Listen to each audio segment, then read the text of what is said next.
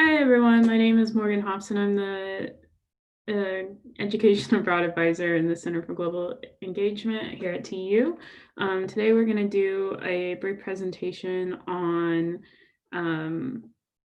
how to study abroad as a business major. So I will share my screen and we'll get started. So can everyone see my screen okay?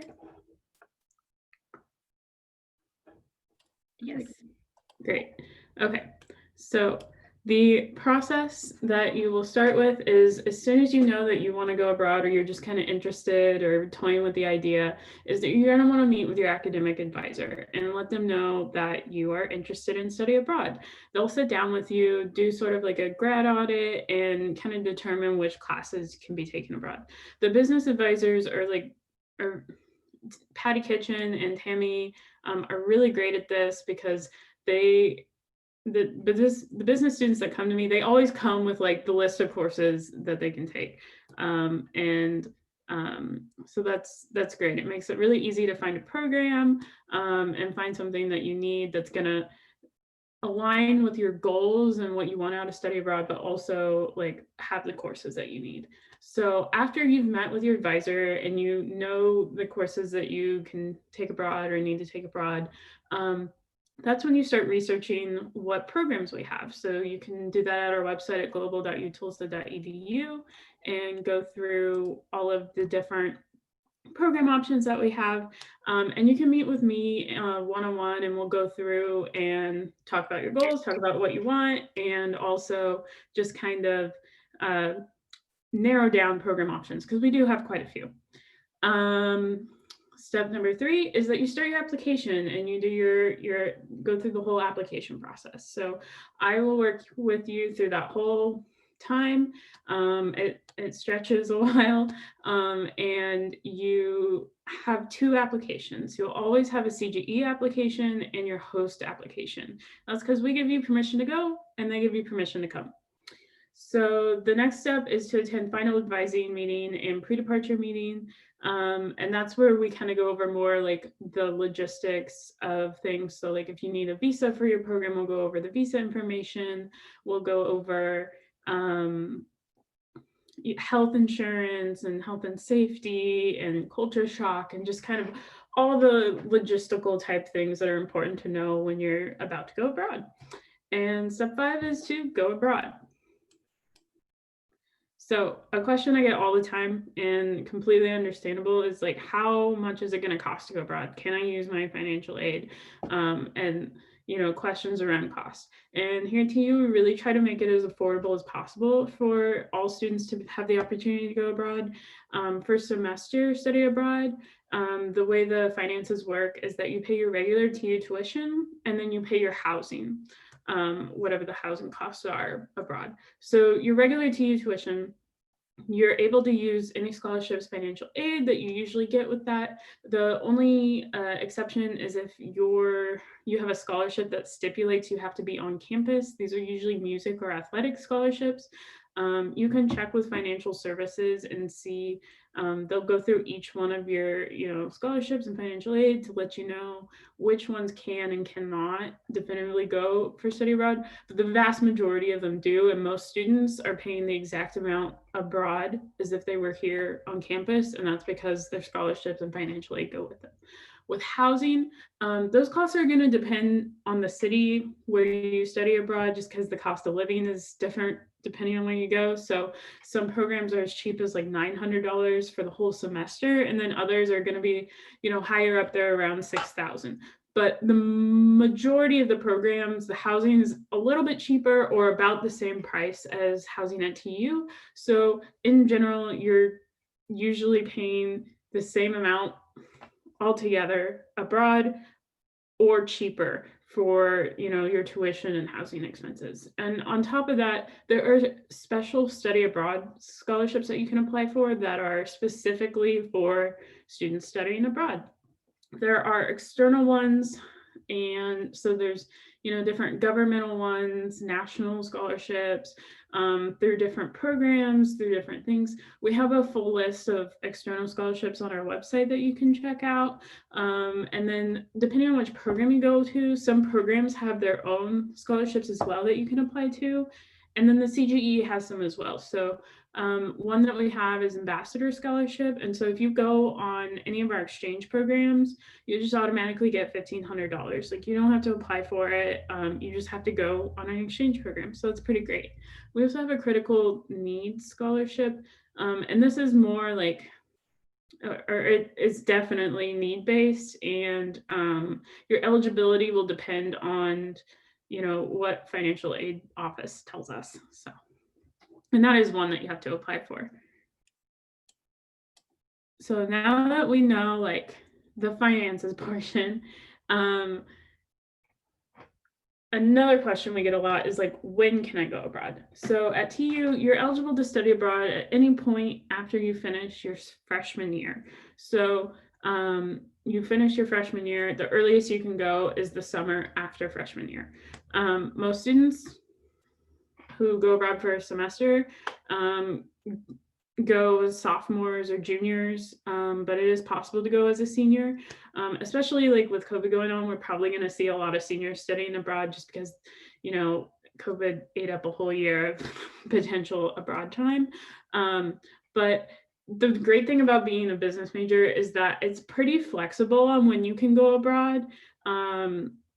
If you go abroad early on, like as a sophomore, you're probably going to be taking a lot of blocks and electives or, the introductory courses. So like you'll need to take the 3003 course in your major before you're allowed to take any upper division courses. So we do see a lot of students take the 3003 courses while they're abroad. If you go like as a later, like the end of your junior year or as a senior, you may be taking all major coursework, or maybe you took all of your major coursework already and you just have some blocks and electives left.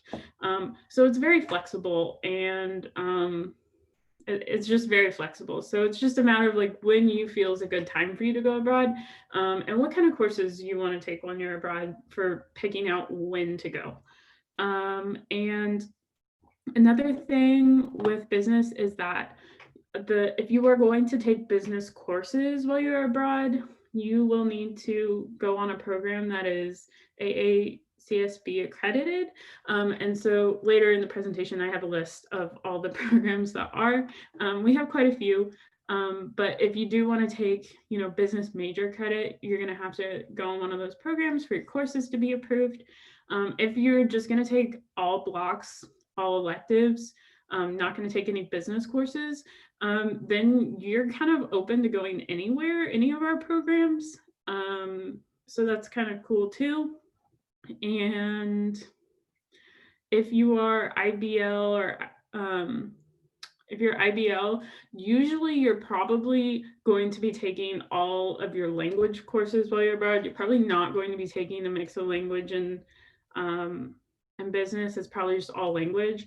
And so the programs that I have listed on this particular presentation aren't going to be the same programs that you would pursue if you are IBL. We'll talk and we'll go over what programs are available for the IBL majors. So, because you'll be picking a program based off of your language rather than whether you're a business major or not.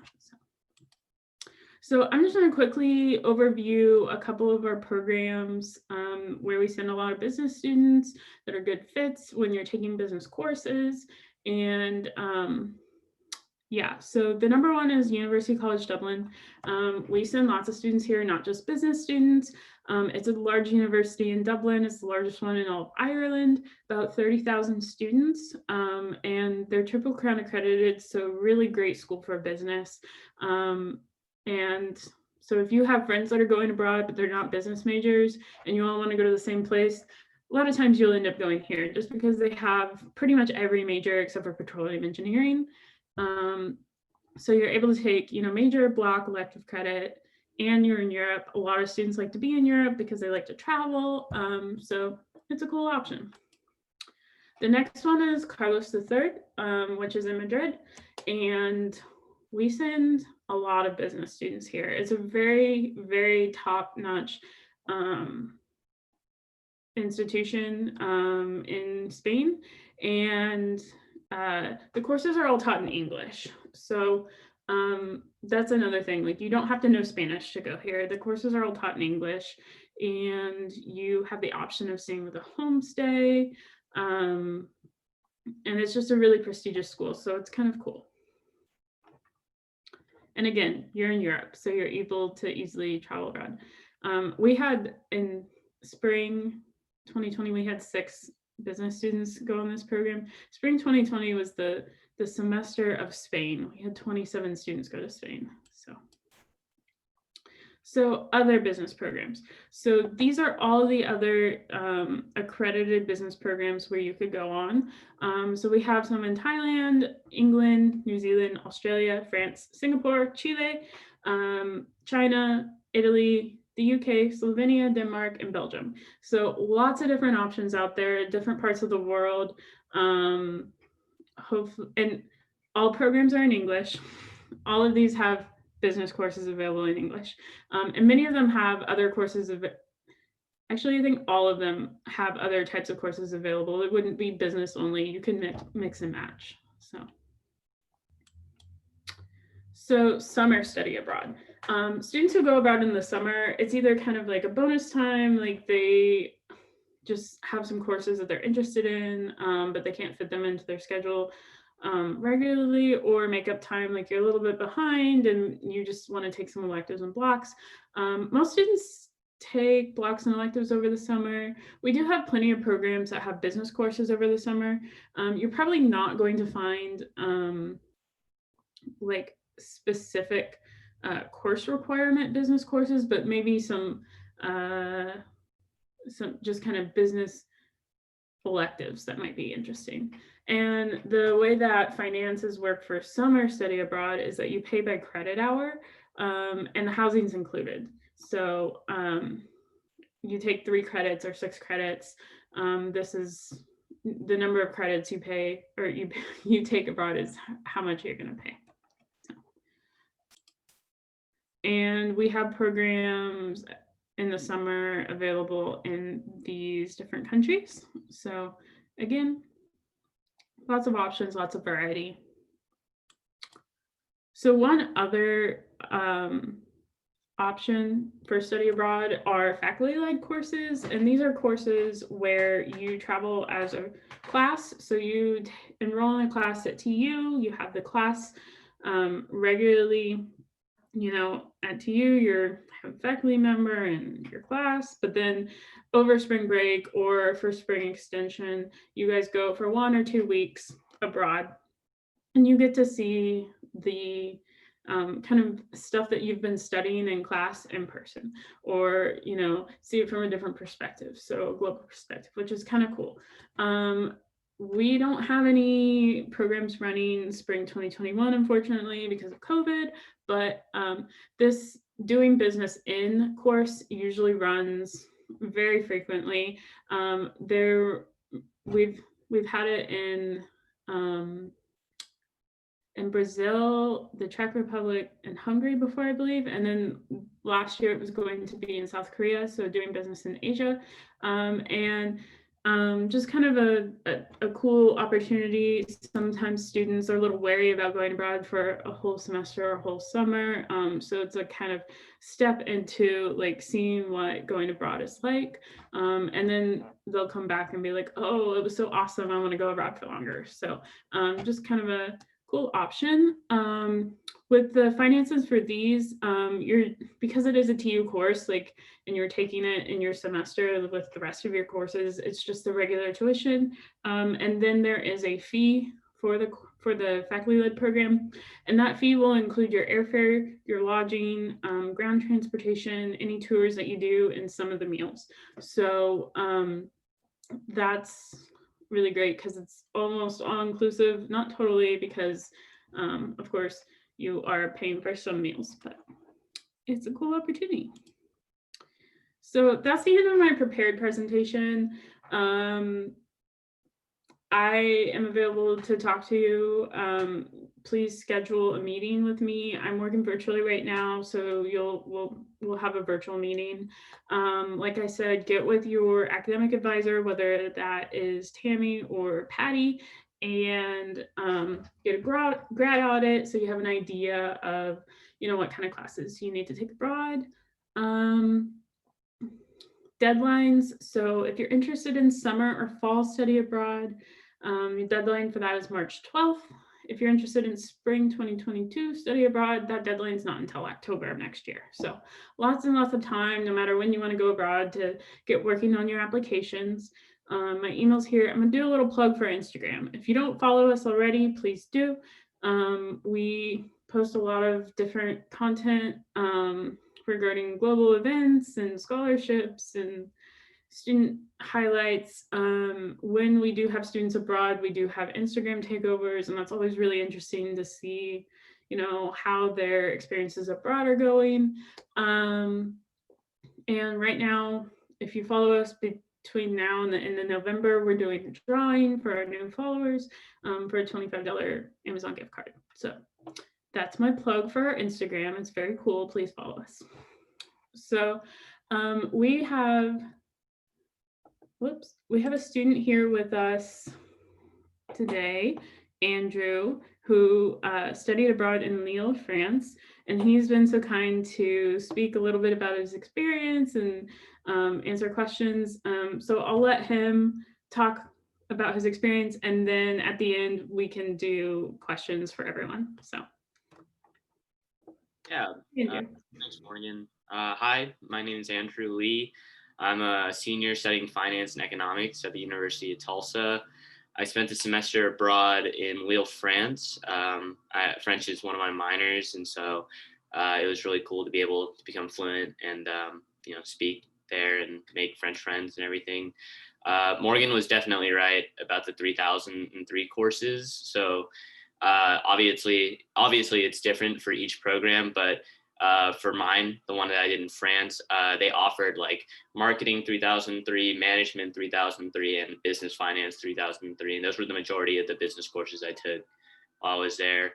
I am also a Gilman scholar, so I received a scholarship from the U.S. Department of Cultural Affairs. Is that right? Or I think it's, yeah, the U.S. Department of Cultural Affairs.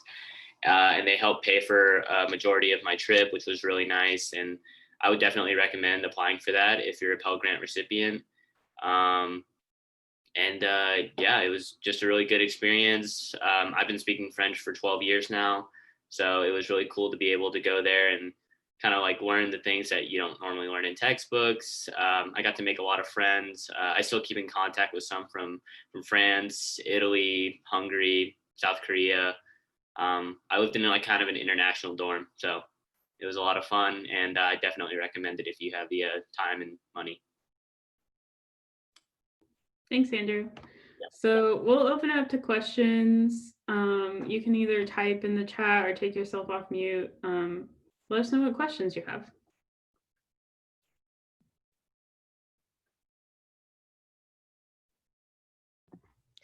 I really don't have a ton of questions. I had a meeting with my advisor about it. So that should be good. But I did just book a meeting with you just to kind of talk more in depth about like which program would be best for me. Awesome. So yeah. And what's your major? Energy management and finance. Awesome. Yeah, we have one particular program that's specifically for energy management students. It's an exchange program. I forgot to include it on the list. That's my bad. And it's Robert Gordon University. So that would be a cool option. It's in Scotland. Or if you're wanting to go more the finance route or blocks and electives route, we can look at other places as well. So. Yeah, thank you. So when were you thinking of going abroad? Spring 2022. Cool. Yeah, lots of time to get prepped and ready. Yes, I wanted to make sure that I had everything in order before so I didn't mess anything up. Good. All right. Well, then, if there's no other questions, we will go ahead and wrap this up. And thank you to Andrew for coming and speaking. And thank you to everyone who joined us. Hope you have a great day. Thanks, you too.